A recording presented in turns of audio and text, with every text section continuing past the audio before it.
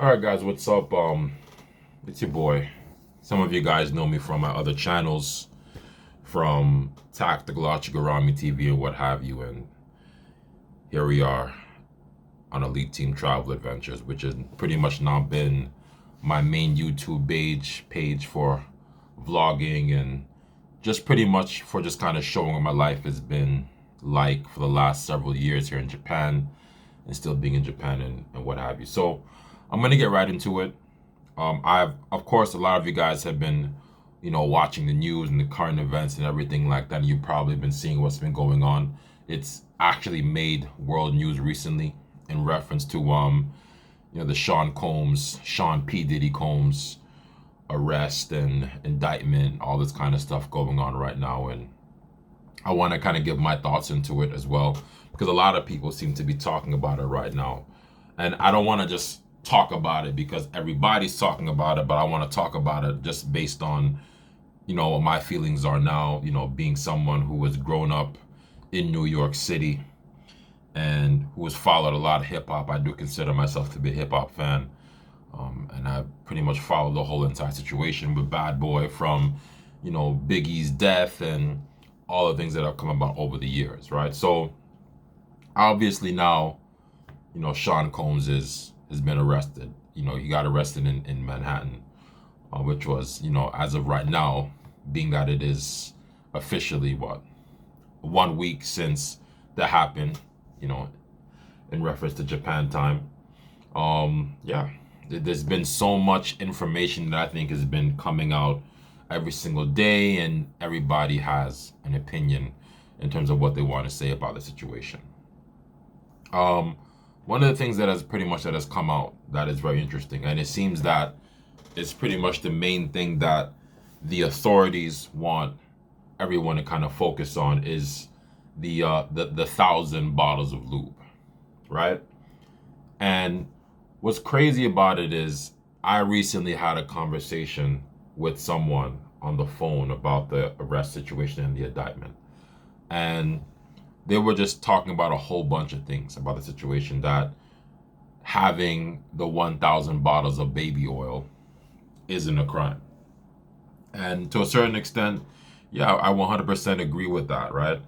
It's not a crime to have 1,000 bottles of baby oil, which is insane, right? What are you doing with 1,000 bottles of baby oil? But anyway, that's neither here nor there, right? It's not a crime, right?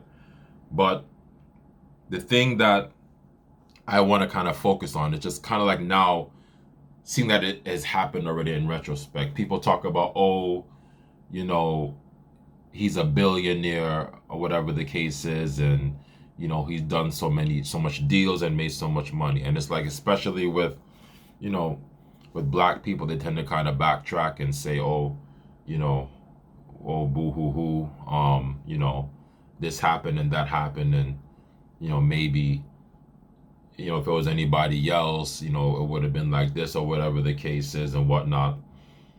We can't turn a blind eye away from all the negative things that have transpired over the years. All the things that have kind of led up with all the bad karma and, all the bad deeds. The bottom line is, when you do enough negative things over a long period of time, eventually, whatever the case is, it's going to catch up with you 100%. And we're talking about all the things that I've surmounted with the artists that have been involved with Bad Boy, the Craig Max and what have you, the Kim Porter situation, the Biggie situation, which to me is definitely the most relevant thing, because Biggie is from Brooklyn. I was born in Brooklyn. We grew up listening to Biggie, in the 90s. I believe when Biggie died, I was about 5 or 6 years old. I'm 33 right now. I'll be 34 next year. That was a very, a serious thing. People talk about all these things in the industry, about sacrifices or whatever the case is, all that kind of stuff. But the bottom line is, all those things over time tend to accumulate. And now you're seeing it on a public spectrum. Um, Diddy is getting spanked. Um, could it be, law enforcement, the government, whatever the case is? Could it be the fact that he made his own bed? All these things are pretty much yet to be seen. Now we're going to see over time. Once again, you're going to see more and more and more details come out, in regards to, who was involved with all those videos, those freak offs, those parties, pretty much who was attending those parties. You had the Gene Deals, all those people that have dealt with him over the years that have literally given so many people illicit graphic evidence. Probably not from a video standpoint, but just by like word of ear, basically. All the things that have come out on him or haven't come out on him that have pretty much been clues that kind of leads up to what's going on right now. I kind of see a replay of the R. Kelly situation, just kind of like, eventually they're going to end up in jail. And that's exactly what the situation is right now in regards to him. Do I think that the situation is fair right now? Despite what a lot of people might think, on the other side, absolutely. When you look at the situation that's going on right now involving all the women, and just all over the years, a lot of different situations where there have been hints into pretty much the level of ego that you're dealing with this particular type of individual, and yeah, 100%. There's always been little hints into how a certain individual thinks. The way how the FBI works, when they come after you, their conviction rate is so high because they take such a very long, credible amount of time building case evidence over the years. Things kind of calm down after March, and then next thing you know, boom, he gets hit. More indictments, more lawsuits, and this arrest. And the way that they have this whole entire thing structured right now, he's not going to be able to fight this from outside of those walls. They're gonna break him down little by little, and they're going to legitimately cripple every single facet of his so-called enterprise or whatever is left of it until they crack that nut. No pun intended. And basically, what's going to happen after that is, they're going to look to get more people. They're going to look to get bigger fish. That's connected to this whole entire thing, right? One of the biggest things for me that kind of sticks out of my mind over the years, just from watching, reality television and MTV. I remember when they had that television show, Making the Band. And maybe a lot of you guys who used to watch that show who remember some of the people that were on it, the artists that, he never really got behind, that never really got that push, that never, were mainstream, right? This is like literally 20 years ago, about at this, from where we're at right now. Diddy literally had the gall to make these kids walk from Manhattan to Brooklyn, right? You could watch the interviews with the people that were on the show. Walk from anybody who's from New York City. You know how far of a walk it is to get from Manhattan to Brooklyn. Walking with the camera crew, right? Just to get to Brooklyn to go to Junior's to get some cheesecake, right? He sent those kids over there to get cheesecake, right?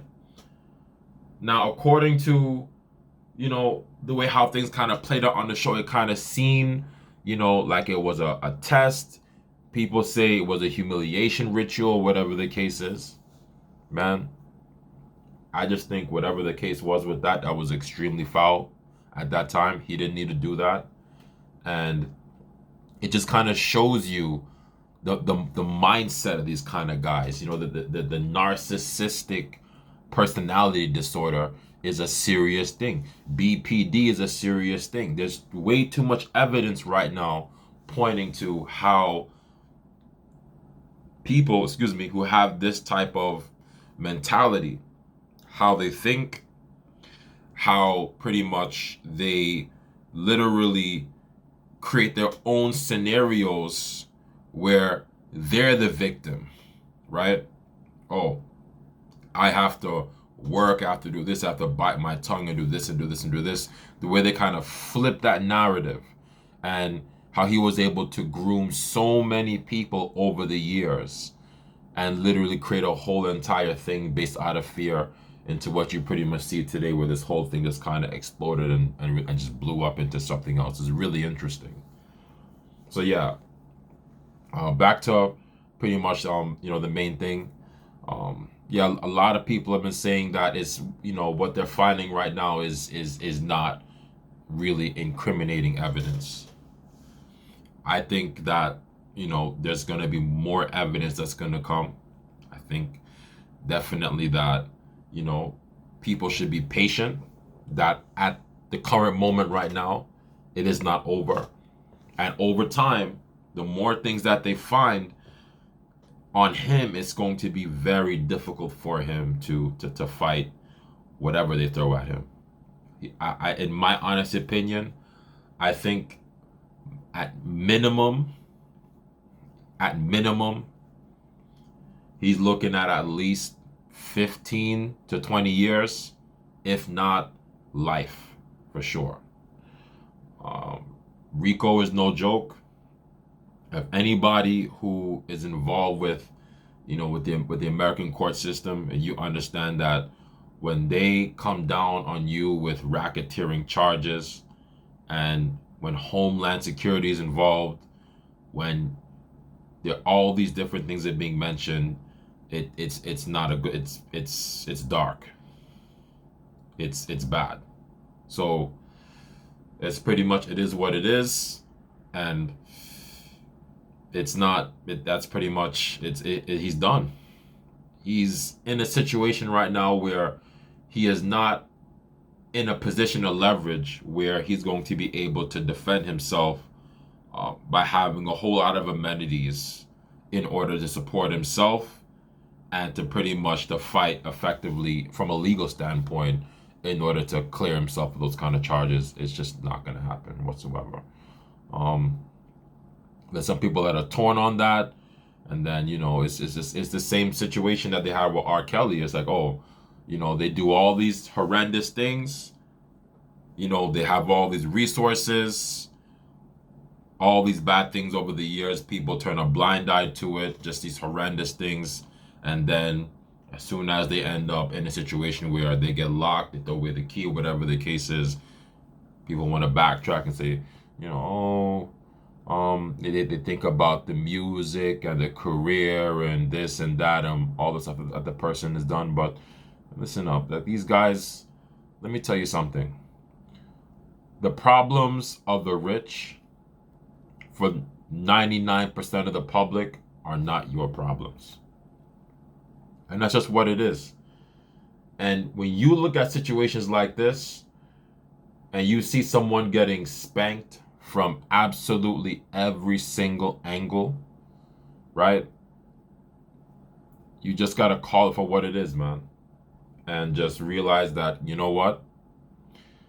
There's just certain things. Everybody does not have the same luck,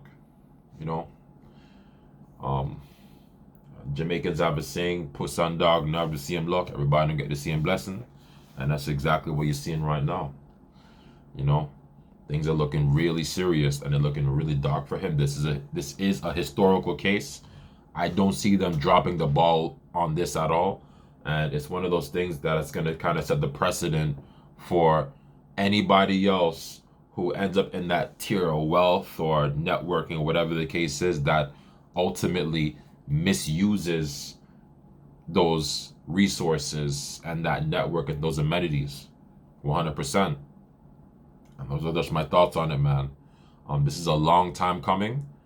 and a lot of truths are going to be revealed very soon, in my opinion. It's a very interesting case. I've been pretty much following it for quite some time, and ever since they did the raid in March, I remember I was on vacation. I was in Aichi on vacation when I was literally eating breakfast, and I went up. I was on my phone, I think. What was on? Where did I see it? Because it wasn't. No, actually, I was on my phone. I was on my phone, and then I went downstairs to the cafeteria. Now I remember, and I was watching the TV during that time, and I think it was around the same time they had that situation with the bridge and the ship. I probably, maybe I'm getting my dates confused, but there was something that made world news on TV, and they were showing the raids on world news on both of his houses being raided at the same time. So you knew at that point that it was something that they weren't playing, and it was very serious. And these weren't just like some some Barney's and Thomas the Tank Engine type of raids. These were like raids where these guys had full on tactical gear, ready, busting in to come and secure what they needed to get that evidence, and to put him into potentially to put him behind bars. And he wasn't there at that moment. So even at that time, it's been very serious, man. And this is like what? This is March.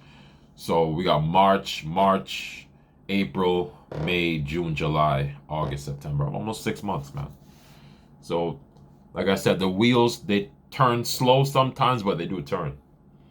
But I will be following this case. I might make another video. We'll see what happens. Let me know what you guys think in the comments section. Do you think that that Diddy deserves what he's going through right now? Do you think he's innocent? Do you think he's guilty? Let me know what you guys think, man. But I think that this is a long time coming, man. And let me tell you something. Sometimes in life, you think you're getting away with something, but at the end of the day, the people that are looking at what you're doing, that are responsible for judging you, sometimes they're only biding their time.